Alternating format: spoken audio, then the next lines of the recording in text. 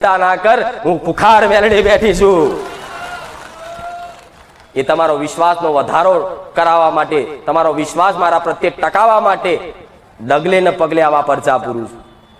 તો તમારી દરેકની અરજી રોજ કહું છું, રોજ કહેતી રહીશ કે તમારી મનની એક અમથી રીતે વિચાર આવી જશે ને મારા પ્રત્યેનો કે માં મને આ દુઃખ છે, મને આ તકલીફ છે. એ વિચારે તે તમારો મેં લખી લીધો હશે ને હશે જ. એમાં કોઈ આગી પાછી વાત નહીં. એમાં કે રડીને પ્રાર્થના કરીએ છીએ કે હસીને પ્રાર્થના કરીએ છીએ કે ઉદાસીન ભાવથી પ્રાર્થના કરીએ છીએ કે ગમે તે ભાવથી ગુસ્સામાં મને કીધું હશે ને તો એ મેં મેલડીએ નોટ કર્યું ને તો કે માં તું બધું તમારો ભાવ જાણે છે, તું દરેક અમારા મનના વિચારો તું સાંભળી લે છે, તને બધી જ ખબર છે. તો માં અમારા દુઃખ કેમ નહીં મટતા?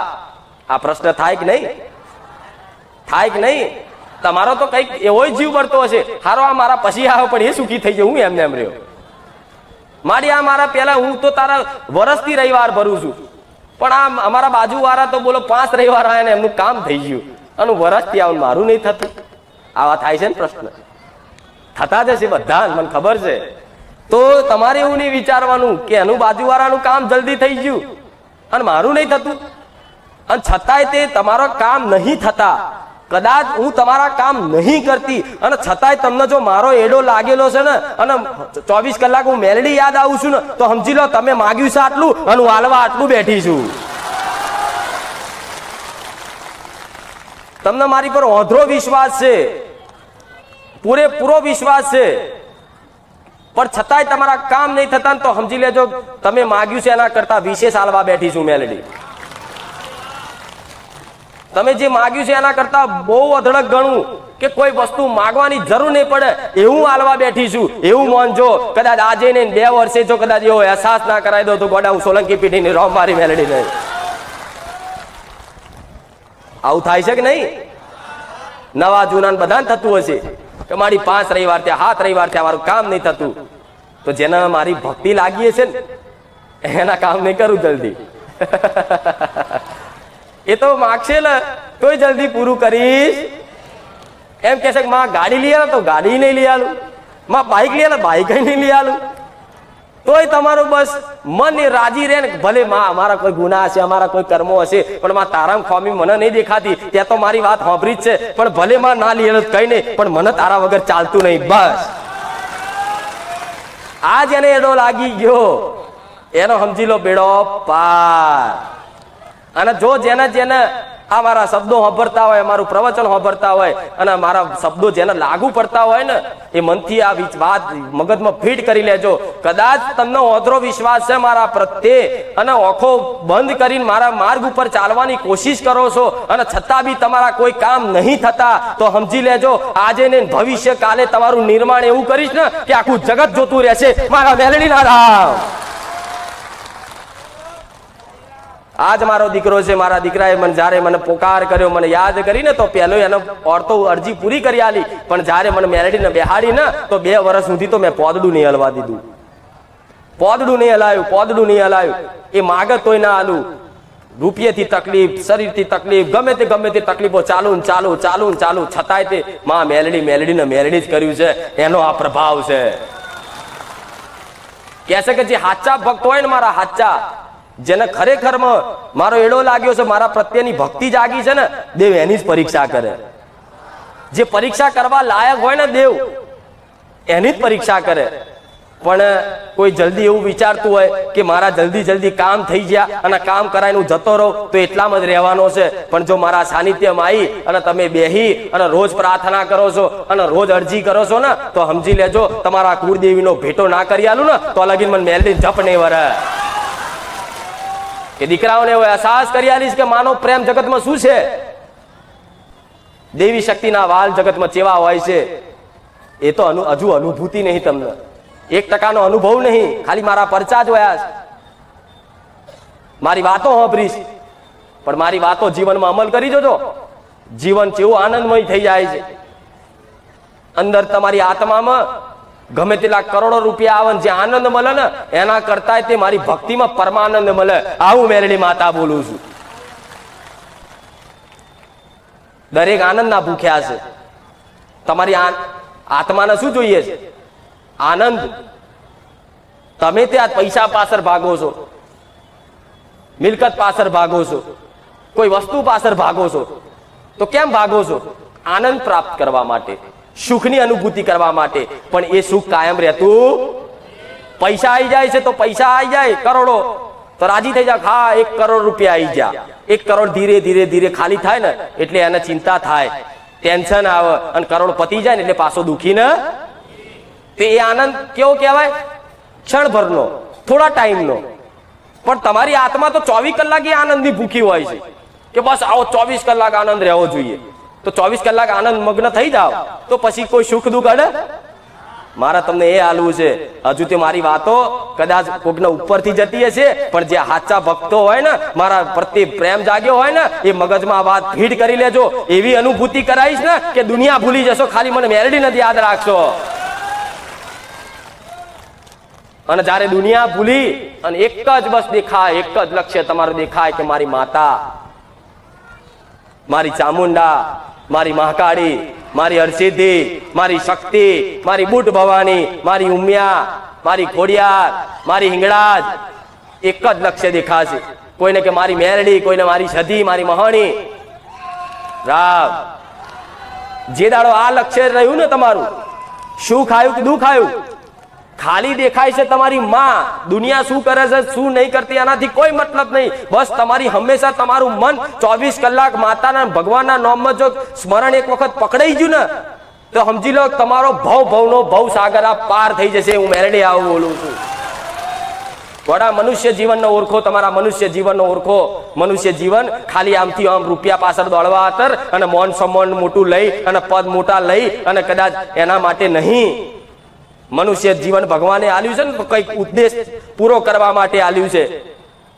એ ઉદ્દેશ શું છે? જો લગીન તમે ભગવાનની પ્રાપ્તિ નહીં કરી શકો, જો લગીન તમે તમારી કુળદેવીની પ્રાપ્તિ નહીં કરો, ત્યાં સુધી તમારા દુઃખનો અંત ક્યારે નહીં આવે, નહીં આવે, નહીં જ આવે. આ લખી રાખો મારી વાત. ક્યારેય નહીં આવે અંત, ક્યારેય નહીં આવે. આજે સુખી કરી દઈશ ને, આજ તમે જે માંગો છો એ બધું આપી દઈશ ને, આજે ને 2 વર્ષે તમે પાછા એવા ને એવા ભિખારી માગવા વાળા જ રહેશો કે નહીં? મારી આટલી તકલીફ છે દૂર કરી આલ, ઘર લઈ આલ, પૈસા લઈ આલ, ગાડી લઈ આલ, બંગલો લઈ આલ, હોનું લઈ આલ, બધું આપી દઈશ. પણ 5 વર્ષ પછી એ ખાલી થશે ને એટલે ભિખારી બની પાછા આવશો કે માં તે આલ્યું તું જતું રહ્યું. તો એ દીકરાને મારે કેવું હોય, દીકરા ત્યાં માગ્યું તું, આ કદાચ ત્યાં મને માતાને માગી લીધી હોત ને તો આની જરૂર ના પડત. આ તો તારા શરણમાં મિલી દે બધું. કે લે બાપા તારામાં તાકાત હોય એટલું ખા, તારામાં તાકાત હોય એટલું. તમે ખાઈ ખાઈને થાકી જાઓ, તમે મોન સન્માન લઈ લઈને થાકી જાઓ, બધું કરી થાકી જાઓ ને છેલ્લે એટલે એમ કે માં આ બધું કરીને પણ હવે તારા શરણ સિવાય મને ચોય આનંદ આવતો. માતાના અનુભૂતિ કરાવી છે દરેક ભાવિક ભક્તોને. તમારી આત્મા છે ને અંદરથી બહુ પવિત્ર છે, ચોખ્ખી છે ને. તારે તમે કોઈ દેવી શક્તિના આસ્થામાં બંધાવશો, આસ્તિક બન્યા છો. તમારી અંદર ક્યાંક ને ક્યાંક વાતે દેવત્વ છે. તમે ક્યાંક ને ક્યાંક વાતે તમારી અંદર સદગુણો છે, છુપાયેલા છે. એ છુપાયેલા સદગુણોને બહાર મારે પ્રકાશિત કરવાના છે અને અંદર બેઠેલા દુર્ગુણોને બહાર કાઢી નાખી દેવાના છે. અને આ કદાચ ચારે થશે જ્યારે મારો છેડો એક ધારી આંખો બંધ કરી અને ટાઈમ ગણ્યા વગર, રવિવાર ગણ્યા વગર પકડી રાખ્યો ને, તારે તમારું મન એવું ચોખ્ખું નિર્મલ કરી દઈશ ને, તમને ઠેર ઠેર તમારી માતાઓનો ફોટા ના દેખાય, ગોળાઉ સોલંકી પેટીની મેલડી નહીં. માણસો માતા દેખાશે, જાનવરમાં દેખાશે, ચંદ્રમાં દેખાશે, તારામાં દેખાશે, કણ કણમાં તમારી માં દેખાશે. અહેસાસ થશે કે માં જગતમાં તું તો બધી જગ્યાએ વ્યાપ્ત છું, તું તો સર્વવ્યાપી છું. આવી દ્રષ્ટિ જોઈએ. આવી દ્રષ્ટિ મેળવવા માટે જ્ઞાન જોઈએ, અને આવું જ્ઞાન મેળવવા માટે મારા જેવી માતા જોઈએ. આ બધી વાતો સામાન્ય વાતો ના સમજતા. ગોડા રૂપિયા લઈ લઈને કમાઈ કેટલું ભેગું કરશો તમે? હાય પૈસા, પૈસામાં પૈસા નહીં. તો તમે જેટલી પૈસાની માંગણી કરો છો ને એટલા પૈસા વાળા તો અહીં ઓટા ફેરા કરે છે, નહીં જોતા? એ પૈસા એમની જોડે કરોડો, જે તમે કરોડો માંગતા હોય તો મામ કરોડ રૂપિયા, 5 કરોડ 10 કરોડ રૂપિયા મારી જોડે આવી જાય તો હું સુખી થઈ જાઉં. તો એ 10 કરોડ વાળો છે ને દુખી છે, એ લાઈનમાં ઉભો રહે છે અને એ અંદર કોને ફોન કરે છે કે માતાજીને કોને મારા ઘેર આવે, મંદિર બની આલું, આ કરી આલું, તો શું એમને જ એ વાતનું દુઃખ હશે? એમની જોડે તો પૈસા છે બધુંય. તો જ્યાં સુધી તમે ભક્તિમાં નહીં રંગાવ, જ્યાં સુધી તમે તમારી કુળદેવીને ભક્તિમાં નહીં રંગાવ, ભગવાનના નામમાં કદાચ વિશ્વાસ નહીં રાખો, ત્યાં સુધી તમારા દુઃખોનો અંત ક્યારેય નથી ના. એક સુખનું નાટક તો દેખાશે કે હા સુખી થઈ ગયો, એ તો પછી 2 दिन की चांद दिन फिर अंधेरी, એવી અંધેરી રાત કરવાની છે. ગોળા મારી તો કદાચ ચાંદની એવી હોય ને કે જીવન નહીં, તમારી પેઢીઓનો પ્રકાશ કરી નાખું એ માતા. પણ 2 દિવસની ચાંદની જોતી હોય તો બોલો, માનતા રાખો ગોડા તમે ક્યાં કર્યાલું. પણ નહીં, તમે ભોળિયા છો, તમે ગોડા છો, તમને માગતા આવડતું. પણ મારા જેવી માતા પાગલ નથી, ગાડી નથી. એને ખબર છે કે દીકરાને હજુ બોલતા હરખું આવડતું નહીં. ભલે કદાચ નાનો છે, પણ નાનો તે કદાચ એમ કે મારે દૂધ પીવું છે, તો એને કયા દૂધ? બહાર ડેરી વાળું નહીં, એની માનું દૂધ પીવડાવવું પડે. અને તમે માગો છો ડેરી વાળું દૂધ, ચોકલેટ વાળું દૂધ, પણ તમને ખરેખરમાં દૂધ છે નહીં, તમારી માના ધાવણનું દૂધ જરૂર છે. આ અનુભૂતિ કોઈ આ બાજુ ખ્યાલ નહીં જતો, કોઈના બાજુ વિચાર નહીં જતો. બસ દીવાબત્તી કરીએ છીએ જ. ગોડા તમારી માં જાગતી છે, ઘેર ઘેર છે. ઓળખો ને, સુલ્યા ભટકો છો રોજ. ચો સુધી મારા જેવી માતાના પારે આવી આશાઓ રાખી રાખી નિરાશ થશો. મારે તો નિરાશ નહીં કરવાના, એટલે આવું જાહેરમાં બોલું છું. ગોડા દેવી શક્તિ મરી જઈ આવા હળાહળ કળિયુગમાં જાગતી છે, જોઈ લો. અને આવી રીતે મારા ભગવાને મને માતાને ચમ જાગૃત બનાવી કે તને જોઈ અને હજારો લાખો ભાવિક ભક્તોની અંદર શ્રદ્ધા વધશે. તને જોઈ અને હજારો લાખો ભાવિક ભક્તોની એમની કુળદેવી પ્રત્યે પ્રેમ વધશે. અને હજારો દુખિયારાઓ છે ને એક બાજુ દુઃખ મૂકી અને પોતાના મનુષ્યનું કર્તવ્ય ધર્મ નિભાવશે. એ ઉદ્દેશ લઈને મારા ભગવાને મને મેળવીને જાગૃત બનાવી છે. પણ આવી આજ કોઈ સમજ લેવી. બસ આવવાનું, રવિવાર ગણવાના, મોનતા રાખવાની. કોમ થાય તો ઠીક, ના થાય તો રોમ રોમ. બીજે મને શું વાંધો છે? 4 જગ્યા ને 25 જગ્યા ફરો.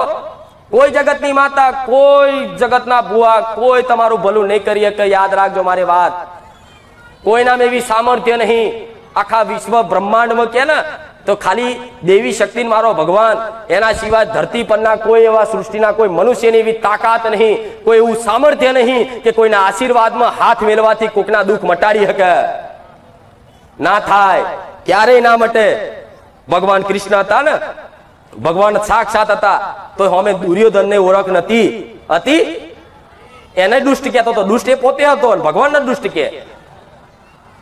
તો ભગવાનની માયા છે ને, એ કોઈને ઓળખાણ થવા દે? મારા ઓળખાણ હજુ આનાથી આખા વિશ્વભરમાં કરવી હોય ને, દેશ વિદેશ દુનિયામાં ભૂરિયાઓને લાઈનમાં ઉભા રાખવાના હોય, તો એ મારા સામર્થ્ય છે, હું એ મેળવી છું. પણ પહેલા તો મારા ગુજરાતના મારા ભાવિક ભક્તોને મારે ભલું કરવું પડે, એમના સતના માર્ગે લાવવા પડે. તારે મારો ભગવાન ધીરે ધીરે ધીરે મારું સતનો પ્રકાશ વધારતો આખી દેશ દુનિયામાં ફેલાય. પણ આ ઉદ્દેશ પૂરો કરવા માટે રોજે રોજના મારા પ્રયાસ હોય છે, મારા પ્રયત્નો હોય છે, રોજે રોજના પ્રવચનો હોય છે.